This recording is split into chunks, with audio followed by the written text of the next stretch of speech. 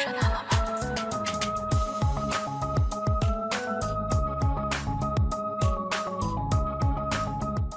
Buenos días, señores estudiantes. Continuando con nuestras lecciones de neuroanatomía, en esta oportunidad vamos a ver vías ascendentes, vías de conducción nerviosa. En la portada podemos observar al doctor André Delmas, francés, que nació en 1910 y falleció en 1999, antes del milenio. Es muy conocido por esta obra que la vemos aquí al lado y que se denominó Vías y Centros Nerviosos. Muy importante para entender precisamente vías de conducción. Entonces empezamos nuestra lección con vías de conducción sensitiva o ascendente. Las vías de conducción nerviosa se dividen en vías aferentes y eferentes. Las vías aferentes son las que llegan de la periferia hacia el sistema nervioso central. Y esas vías son la sensibilidad general o exteroceptiva. Exteroceptiva quiere decir que los receptores sensitivos se encuentran en la piel, en la parte externa, y de los cuales tenemos el tacto. Dentro del tacto tenemos el tacto fino o epicrítico, el tacto grosero o protopático. Luego tenemos la presión y la vibración, muy importantes. Luego tenemos la termoalgesia y la sensibilidad propioceptiva inconsciente. Es inconsciente porque esta va a ir al cerebelo. En cambio, estas otras van a ir a la corteza cerebral. Van a ser conscientes. Y luego tenemos las vías de sensibilidad especial o sensoriales. Desde Aristóteles conocemos que los sentidos son 5, de los cuales son la visión, audición, olfacción y gusto. Y que hemos aumentado este quinto, que es el equilibrio. Aclaro de que solamente conocí a Aristóteles los 4 primeros. El último no lo conocía. Si hay sensibilidad exteroceptiva, también va a haber una sensibilidad interoceptiva. Esta sensibilidad interoceptiva va a venir de los receptores sensitivos que se encuentran a nivel del tracto digestivo de los órganos abdominales y torácicos. Entonces la sensibilidad, por ejemplo, del cólico intestinal o ureteral o biliar va a ser recepcionado por receptores sensitivos y a través del sistema simpático parasimpático van a llegar hacia los ganglios y luego van a ascender hasta la corteza sensitiva. Entonces, habíamos tenido como vías de conducción ascendente la sensibilidad general, exteroceptiva, la sensibilidad interoceptiva y la sensibilidad especial. Las vías de conducción eferentes son las vías motoras que en la segunda parte las vamos a describir. Entonces empecemos con las vías espinotalámico lateral y que se han denominado vías de la termoalgesia.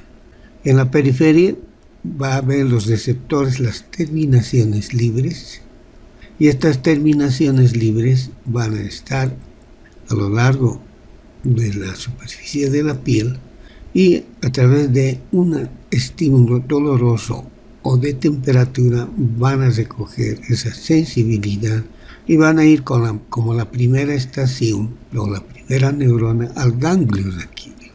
Del ganglio raquídeo se van a ir al asta posterior de la médula espinal y precisamente van a ir al núcleo gelatinoso desolano. Y luego este núcleo gelatinoso desolano va a enviar sus axones decusándose por la línea media y ubicándose en el cordón lateral y ascendiendo hacia el tálamo.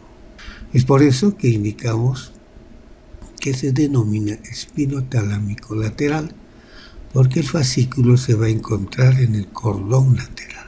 De la médula va a ascender por el bulbo raquídeo, la protuberancia, el mesencéfalo, hasta llegar al tálamo.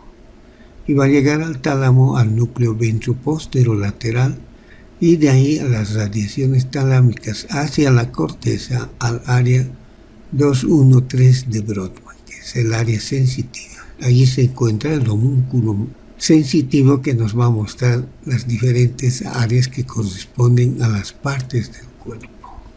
Entonces, esta vía va a llevar la sensibilidad térmica y analgésica. Se ha podido hablar que la sensibilidad dolorosa en casos patológicos de enfermedades terminales, como por ejemplo algunos cánceres, es necesario cortar esta vía dolorosa, ya que los analgésicos ya no cumplen su función de cohibir el dolor. Entonces a esto se ha llamado cordotomía lateral. Esta cordotomía lateral es precisamente cortar el cordón lateral de la médula. Este cordón lateral se lo realiza a nivel del cuello para impedir que asciendan los estímulos dolorosos. Es un procedimiento por el cual se utiliza cirugía percutánea, que es decir, a través de la piel sin abrir, para desactivar la vía del dolor. Se va a implementar imágenes intraoperatorias para llegar precisamente al cordón lateral y no lesionar otras partes de la médula. También tenemos el tacto protopático, que va a estar dado por las fibras espinotalámicas anteriores. Entonces la sensibilidad periférica, es decir, a nivel de la piel, va a venir de los corpúsculos de Meckel, de Weisling, de la presión de Batter-Pasini.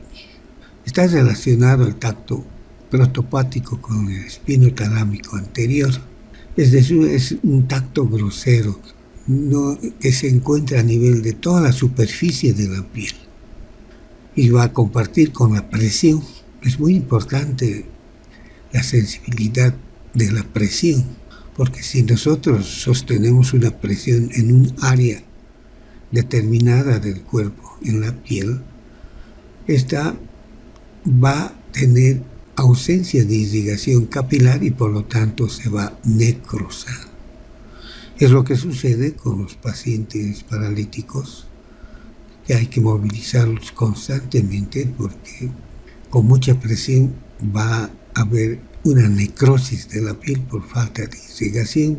Este fascículo espinotalámico va a recoger, como dije, de los corpúsculos de Meckel, de Batter-Pasini, y la primera neurona siempre va a ser el ganglio raquídeo. Y de ahí va a ir al núcleo propio de la base y va a ir a decusarse por la línea media y se va a ubicar en la parte anterior del cordón anterior de la médula. Es por eso que se denomina espinotalámico anterior, porque se ubica en este cordón arterial. Una vez que sea decusado, va a formar el fascículo espinotalámico, que va a ascender de la médula al bulbo, a la protuberancia, al mesencéfalo, aquí lo vamos a ver ya junto con el lemnisco medial, hasta encontrar al tálamo, y del tálamo va a ir al 213 de Brodmann. Entonces, esa es la sensibilidad protopática o grosera. Los fascículos que cursan o se decursan en la línea media, tanto el espinotalámico anterior como el espinotalámico lateral, van a abolirse o van a estar suprimidas por una enfermedad que se denomina siringomelia. Esta siringomelia es un trastorno en el cual se forman quistes dentro del conducto ependimario. Aquí está el conducto ependimario, y al haber estos quistes, estas lesiones van a lesionar la decusación de estas fibras, tanto espinotalámicas anteriores y laterales, y por lo tanto van a inhibir la sensibilidad térmica. Entonces, con el tiempo se va yendo destruyendo la médula espinal y va a afectar. Esto me recuerda al profesor Álvarez, que decía: cuando hay la siringomelia, un individuo puede recoger un hierro caliente y no sentir ni el dolor ni la quemazón que produce ese hierro caliente, pero puede darnos la forma, textura de ese objeto.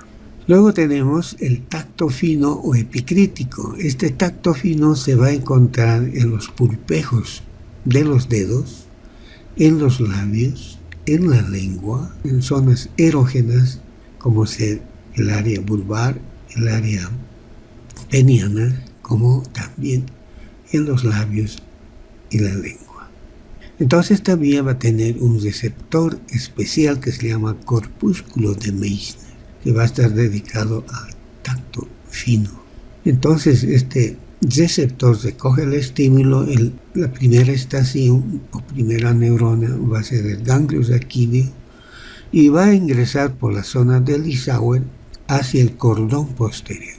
En médula hemos visto que el cordón posterior está dividido en dos fascículos, el gracilis y el cuneiforme. Entonces van a ascender por estos cordones sin hacer sinapsis en el asta posterior de la médula. Una vez que ascienden, van a ir a los núcleos de Gall y de Burdach, también llamados cuneatus y gracilis. Y luego se van a decusar, como hemos visto en tallo encefálico, se van a decusar formando la decusación sensitiva y que de ahí van a formar el lemnisco medial o cintilla de Rey media. Y esta cintilla de Rey media a nivel del bulbo, como podemos observar, va a ir cerca a la línea media y va a ascender a nivel de la protuberancia. Esta cintilla va a ser transversal y a nivel del mesencéfalo va a estar lateral al núcleo rojo y por detrás de la sustancia negra, ascendiendo, uniéndose con el lemnisco espinal. Este lemnisco espinal está formado por el espino talámico anterior y lateral, que ya lo hemos descrito, y de igual forma va a ir al área 213 de Brodmann y va a llevar la sensibilidad epicrítica. Si nosotros vemos el homúnculo sensitivo, vamos a ver que la palma de la mano, el índice y el pulgar son grandes, entonces tienen un mayor área de corteza. Hay una enfermedad que se denomina tabes dorsal. Dorsal porque precisamente va a afectar la parte dorsal o el cordón posterior o dorsal de la médula. Y esto se va a presentar en la sífilis, en la tercera fase de la sífilis, que se denomina neurosífilis tabética. Y es una fase avanzada de la sífilis. Hoy en día ya no se ven estas lesiones porque la sífilis es controlada rápidamente. Entonces era una afección sifilítica cerebral y meningia, así como los cordones posteriores de la médula, estos, y las raíces nerviosas posteriores eran afectadas. Nos mostraban un cuadro de ataxia y reflexia por abolición de la sensibilidad profunda. Todos los anteriores son sensibilidad consciente porque van a ir a la corteza. Ahora tenemos dos fascículos que son los espinos cerebelosos. El espino cerebeloso anterior y posterior. Se llaman sensibilidad inconsciente, propioceptiva.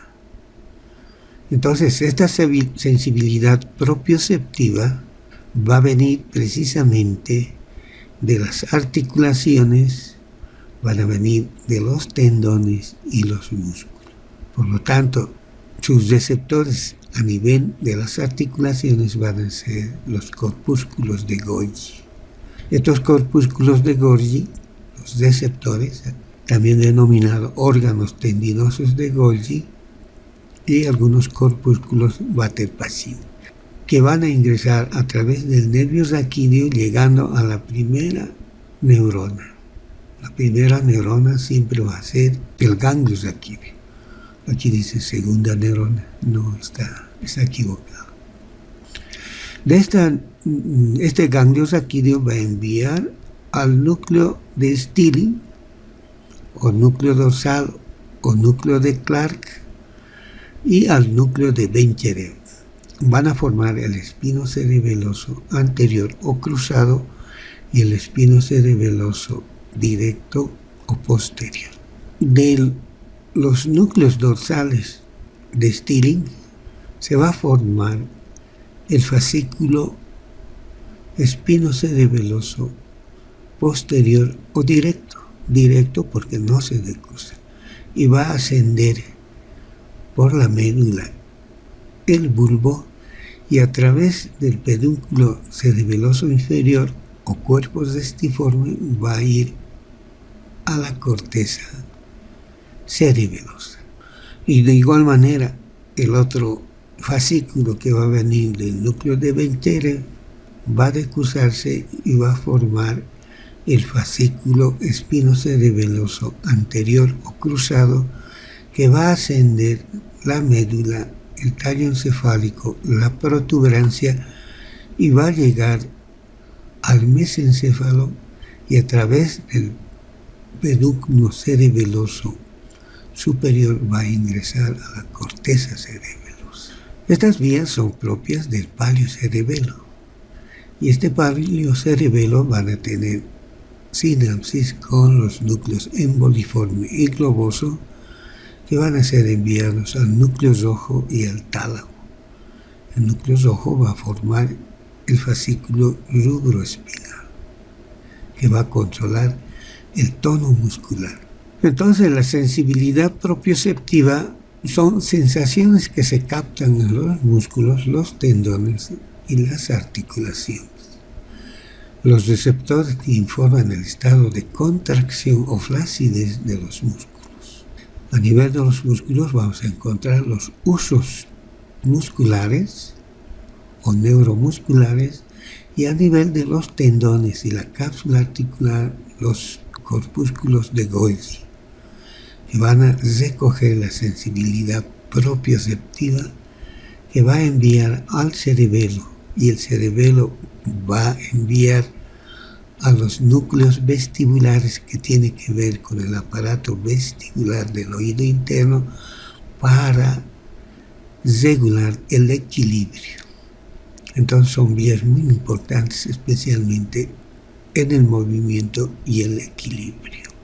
Luego tenemos la sensibilidad de la cara, la sensibilidad general y propioceptiva por el nervio trigémino. El trigémino es un nervio mixto, tanto motor como sensitivo. Recoge la sensibilidad general y propioceptiva de los músculos y de los dientes. Entonces, ¿cuáles son los receptores de la sensibilidad general? Todos los receptores exteroceptivos que se van a encontrar en la piel, en los órganos de las cavidades, y estos son los corpúsculos de Meissner, de Meckel, Bader-Pasini, Krauss. Krauss y Ruffini clásicamente se los consideran como receptores térmicos. Actualmente ha cambiado esa designación, parece que tiene otras funciones de sensibilidad general. Entonces, a través del nervio oftálmico se va a recoger la sensibilidad de la frente, del párpado superior, del globo ocular, de la cavidad misma orbitaria, y va a ser llevada por el nervio oftálmico hacia el núcleo trigeminal de Gasser.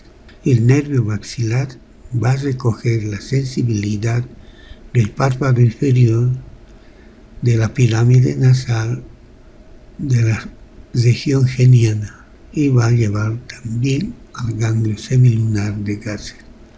La rama mandibular va a recibir la sensibilidad del labio inferior, de la lengua, del mentón, y va a llevar al ganglio trigeminal.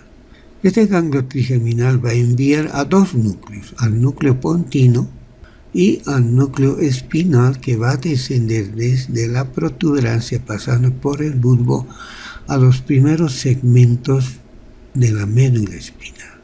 El nervio trigémino tiene dos núcleos sensitivos centrales, el núcleo pontino y el núcleo espinal. Estos van a enviar, decruzándose por la línea media, hacia el tálamo, y va a ir al núcleo ventropóstero medial del tálamo, y de ahí va a ir al área 2 213 de Brodmann. Entonces lleva la sensibilidad general de la cara, de los órganos y las cavidades. La otra sensibilidad es la sensibilidad propioceptiva inconsciente. Esta sensibilidad propioceptiva inconsciente va a estar en los receptores de los tendones y de los músculos. En los tendones va a estar los corpúsculos de Golgi y los huesos musculares. También va a tener receptores a nivel de las piezas dentarias y los alvéolos dentarios. Es por eso que nosotros vamos a imprimir una mordida dependiendo de lo que estamos comiendo o masticando y dándole una fuerza y un tono muscular determinado a esta sustancia o a este material alimentario que estamos masticando. Tanto la fibra maxilar y mandibular van a recoger la sensibilidad y no van a hacer estación a nivel del ganglio trigeminal, sino que van a ir directamente al núcleo mesencefálico. Y este núcleo mesencefálico va a enviar sus fibras al cerebelo y del cerebelo van a ser devueltas a los núcleos que se encuentran en el cerebelo y de ahí van a enviar a través del fascículo cerebelo talámico a la corteza. Entonces aquí podemos ver otra imagen. Aquí tenemos al nervio trigémino, el núcleo motor, el núcleo sensitivo, y que va a ascender haciendo una decusación hacia el núcleo ventroposteromedial en el tálamo y el área 213 de Brodmann.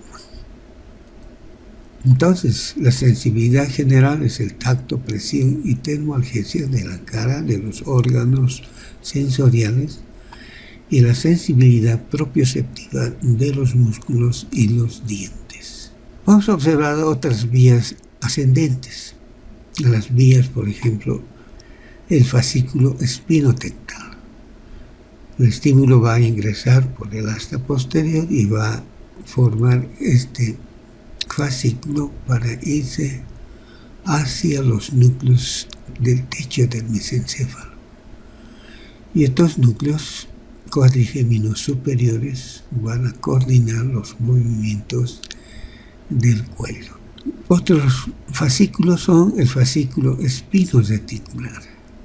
Este fascículo igual van a tener receptores periféricos y van a ingresar por el asta posterior haciendo sinapsis en el asta posterior y van a ascender hacia la sustancia reticular ascendente que tiene que ver con el sistema reticular.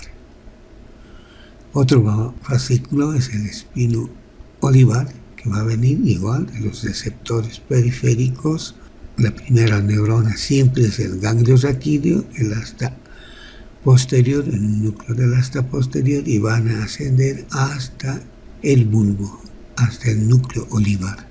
Entonces los axones del núcleo olivar cruzan la línea media e ingresan al cerebelo por medio del pedúnculo cerebeloso inferior y llevan la información propioceptiva de la piel. Entonces estas son las principales vías ascendentes y sensitivas. Entonces hacemos un resumen.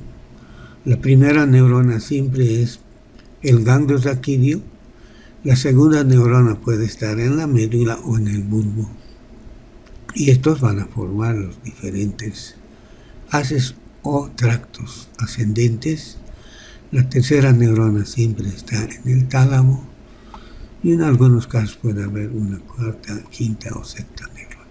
Por ejemplo, el tacto fino, hemos indicado que a través de los cordones posteriores de Golgi o de Burdetch, gracilis y cuneatus van a llegar la segunda neurona al bulbo, que se van a denominar también núcleos de Golgi y de Burdetch, van a formar la cintilla de Reille media y van a ir al tálamo, a los núcleos ventropóstero laterales y de ahí por las radiaciones talámico-corticales al área 213 de Brodmann. el tacto grosero o epicrítico, igual la primera neurona es el ganglio raquídeo, el núcleo esponjoso del asta posterior, el haz espinotalámico anterior, igual va a ir al núcleo ventroposterolateral y a las áreas de Brodmann 2, 1, 3 de Brodmann. La sensibilidad termoalgésica va a ir, la primera neurona siempre es el ganglio raquídeo, luego va a ir al asta posterior, al núcleo gelatinoso desolado, y este va a formar el espinotalámico lateral y va a ir al núcleo ventroposterolateral y al área 2, 3, 1 de Brodmann. La sensibilidad propioceptiva inconsciente del núcleo de Clark o Stilling y del núcleo de Bencherev van a formar el espino cerebeloso directo y el espino cerebeloso cruzado y van a ir al cerebelo, al paliocerebelo, y de estos a los núcleos globosos y emboliformes, y de ahí van a ir al área 4 de Brodmann, que son el área motora y el área premotora, que van a coordinar los movimientos. Y hemos indicado que el cerebelo va a coordinar los movimientos voluntarios y los núcleos de la base van a coordinar los movimientos involuntarios, automáticos. Eso tenemos que tener muy en cuenta.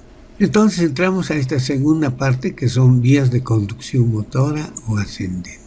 Estas vías se conocen como vías eferentes, que van a ir del sistema nervioso central hacia la periferia, a los órganos efectores, que en este caso son los músculos. Entonces, ¿cómo clasificamos estas vías eferentes? Piramidal o córtico-espinal. Hay dos variedades, lateral y anterior. Luego tenemos el geniculado o córtico bulbar. Y luego tenemos el extrapiramidal, en los cuales vamos a encontrar los fascículos descendentes, subroespinal, tectoespinal, retículoespinal, olivoespinal y vestíbuloespinal. El tracto córtico-espinal. Este tracto córtico-espinal va a descender del área 4 motora, de la quinta capa de la corteza gris de los hemisferios, de las células piramidales de Metz. Entonces van a descender sus axones, van a pasar por la cápsula interna y van a acomodarse en el pie del mesencéfalo. En la protuberancia se van a dispersar y nuevamente a nivel del bulbo van a descender formando el tracto piramidal, porque va a ir por el fascículo piramidal del bulbo.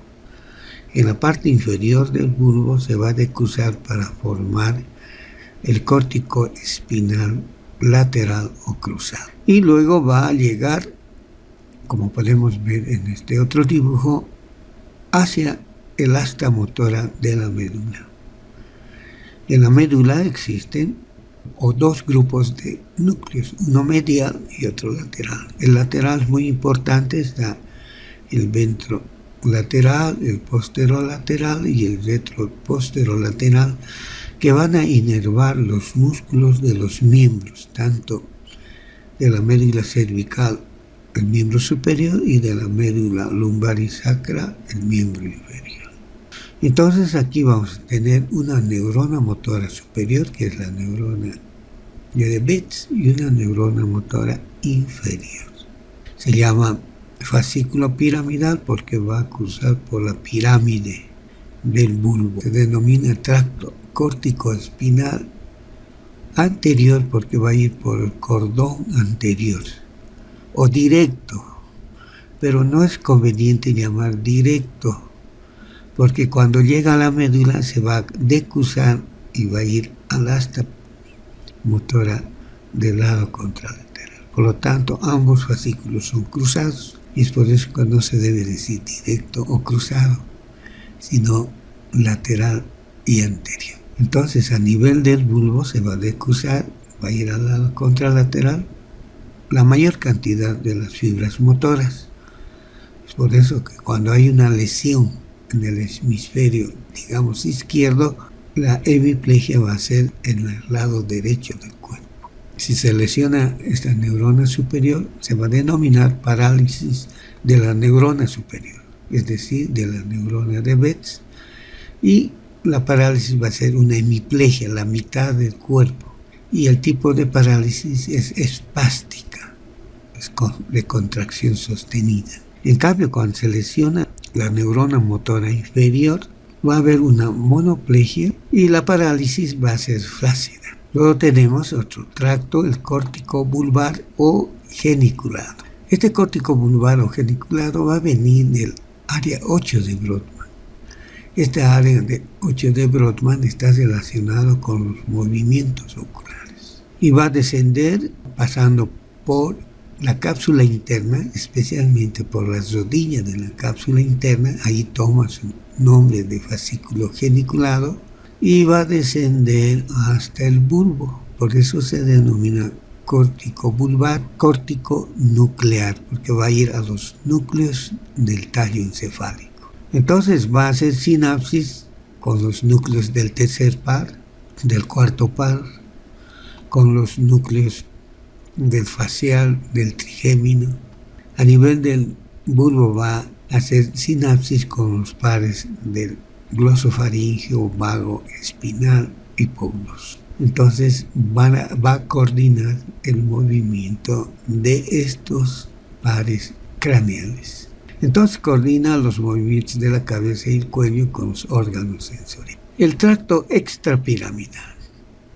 Habíamos estudiado los núcleos de la base, el núcleo lenticular, el núcleo caudado, el núcleo subtalámico. Entonces estos núcleos, como dije hace rato, van a coordinar los movimientos automáticos. Entonces de la corteza van a ir al neostriatum, al caudado y al putamen. También van a ir al palio y estos van a tener su circuito a través de un asa lenticular, un fascículo lenticular con el tálamo, y van a devolver esta información a la corteza. Entonces de la corteza motora va a partir el fascículo córtico espinal. Pero de las cortezas premotora, área 6 de Brodmann, van a coordinar con los núcleos de la base. Entonces los fascículos del núcleo lenticular van a coordinar con el núcleo rojo y con el núcleo de la sustancia negra. Entonces aquí vamos a tener la primera neurona, que es la neurona de Betz.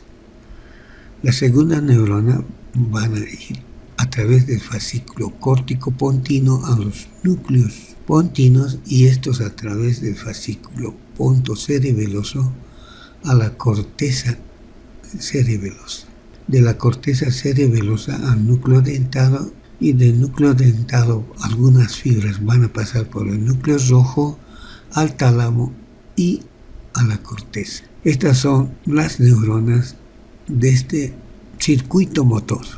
Entonces, a través de los núcleos que se encuentran a nivel del techo, los tectoespinales, a nivel del núcleo rojo o rubroespinales, a nivel de la protuberancia, los núcleos reticulares, los reticuloespinales, a nivel del bulbo, los núcleos vestibulares, vestibuloespinales, y los olivoespinales van a coordinar los movimientos automáticos. Se llaman extrapiramidales porque no están en el fascículo piramidal y no van a pasar exactamente por la pirámide vulvar, sino, como podemos ver en esta imagen, van a estar dispersos a lo largo del tallo encefálico. Y en la médula algunos se van a ubicar en el cordón lateral y en el cordón anterior, como hemos visto en médula. Entonces aquí podemos ver lo que estaba indicando, de la corteza a los núcleos de la base, y de los núcleos de la base al núcleo rojo, al núcleo negro, locus niger, y de ahí va a enviar a los núcleos del bulbo, el olivar, y del olivar va a formar el olivo espinal, el rubro espinal. Entonces esas son las fibras extrapirámides. También aquí podemos ver en este otro dibujo las fibras reticuloespinales que van a pertenecer al sistema reticular ascendente. Siempre debemos hacer una correlación entre la neuroanatomía y la clínica. Entonces aquí tenemos un síndrome de Brown-Séquard, en el cual es la lesión de la mitad de la médula espinal. Por alguna razón puede haber un corte de la médula por un traumatismo, por un arma de fuego, la bala puede pasar por aquí, o por un arma blanca que el cuchillo puede pasar precisamente por la mitad de la médula. Entonces el stop está acá, y como la médula hemos indicado que es un órgano que va a permitir el ascenso de fibras sensitivas y el descenso de fibras motoras, se van a perjudicar estas vías. En el lado de la lesión ipsilateral va a haber una pérdida motora, es decir, que aquí se va a interrumpir y ya no van a ir las fibras motoras para que movilice este miembro afectado. Y también se va a alterar la sensibilidad propioceptiva. ¿Por qué? Porque se va a decusar y no va a llegar hacia los centros superiores. En el lado contralateral va a haber pérdida de la sensibilidad termoalgésica, porque la sensibilidad termoalgésica se decusa. Entonces todo lo que se coge de aquí tiene que decusarse para ascender, y como está aquí el stop, no va a ascender a los centros superiores. Entonces este síndrome de Brown-Séquard se produce en hemisección de la médula, con pérdida de la función motora del mismo lado, la propiocepción del mismo lado, y en el lado contralateral la pérdida de la sensibilidad termoalgésica. Muchas gracias, ya nos estamos acercando al final de este curso de neuroanatomía por vía de el internet. Nos faltaría vías especiales, irrigación y meninges. Con eso terminamos. Muchas gracias, señores alumnos.